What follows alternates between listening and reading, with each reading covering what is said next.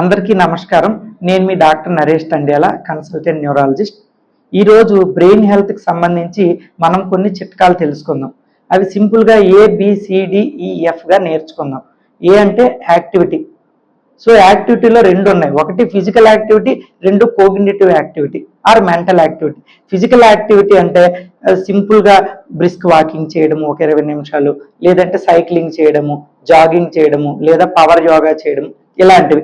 లేదు మా దైనందిన కార్యకలాపాల్లో మేము చాలా బిజీగా ఉన్నాం సార్, అసలు ఫిజికల్ యాక్టివిటీ చేయలేము అనుకుంటే అప్పుడు మీరు చేసే పనుల్లోనే move more and sit less. So move more sit less. So అది మీరు పాటించినా కానీ సరిపోతుంది. రెండవది ఏంటంటే mental activity or cognitive activity. Brain హెల్త్కి ఇది కూడా చాలా అవసరం.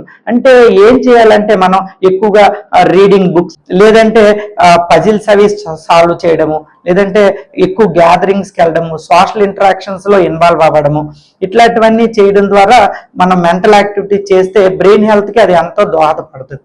రెండోది ఏంటంటే బి అంటే blood pressure control. BP control చేసుకోవడం బ్రెయిన్ హెల్త్కి ఎంతైనా అవసరం. సి అంటే కొలెస్ట్రాల్ కంట్రోల్. కొలెస్ట్రాల్ని నార్మల్ రేంజ్లో కంట్రోల్ ఉంచుకోవడం ఇంపార్టెంట్. నాలుగోది ఏంటంటే డి అంటే డయాబెటీస్, డైట్ మేనేజ్మెంట్, డిసిప్లిన్. ఈ డయాబెటీస్ మేనేజ్మెంట్ అంటే షుగర్ కంట్రోల్లో ఉంచుకోవడం, అంటే కార్బోహైడ్రేట్ డైట్ అది తగ్గించడము చేయాలి. ఇంకా డైట్లోకి వస్తే బీపీ కంట్రోల్ కోసము సాల్ట్ రిస్ట్రిక్టెడ్ డైట్ వాడడము, ప్రాసెస్డ్ ఫుడ్స్ అవి ఎక్కువగా వాడకుండా ఉండడము, సాల్టెడ్ పికిల్స్ వాడకుండా ఉండటము చేస్తే మంచిది.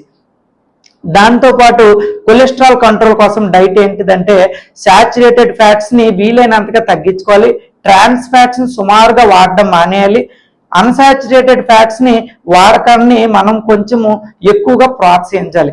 సరే, ఈ saturated fat, unsaturated fat, trans fat అంటే ఏంటి సార్ అని డౌట్.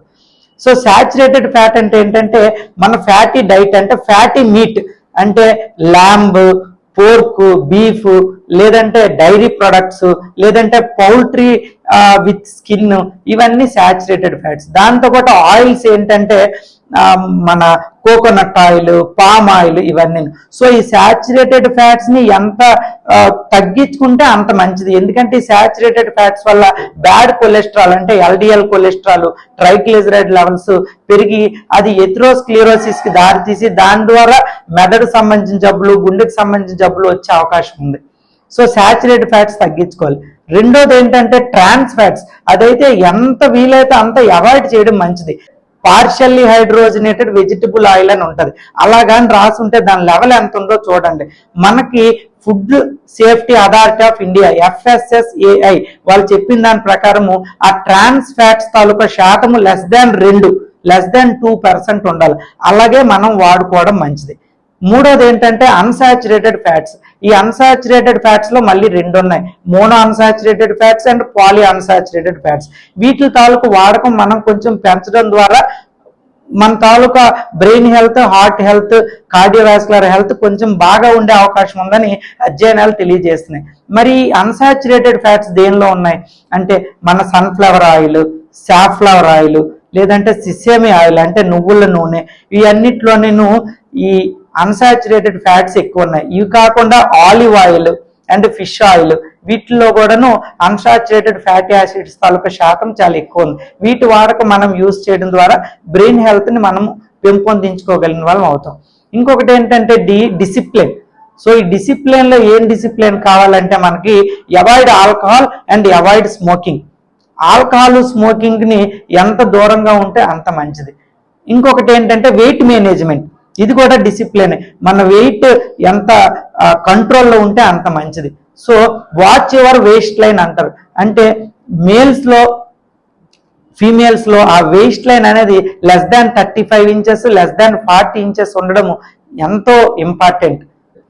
దాని తర్వాత ఈ అంటే ఎమోషనల్ స్ట్రెస్. సో చాలా వరకు మెదడుకు సంబంధించిన జబ్బులకి ఈ ఎమోషనల్ స్ట్రెస్సే కారణం అని చెప్పేసి అధ్యయనాల్లో తెలిసింది.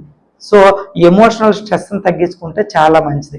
ఇంకా చివరిగా ఎఫ్ అంటే ఫాలోఅప్. సో మీరు మీకు దగ్గరలో ఉన్న డాక్టర్ గారి దగ్గర బీపీ, తర్వాత డయాబెటీస్, కొలెస్ట్రాల్ రెగ్యులర్ మానిటర్ చేసుకుంటూ వాళ్ళ తాలూకు ఫాలోఅప్లో ఉండడం ఎంతైనా మంచిది. So activity, blood pressure control, cholesterol control, diabetes management, diet management, discipline and ఈ emotional stress and F follow up. ఈ చిట్కాలు మీరు యూజ్ చేస్తే బ్రెయిన్ హెల్త్ని మీరు చక్కగా చూసుకున్న వారు అవుతారు.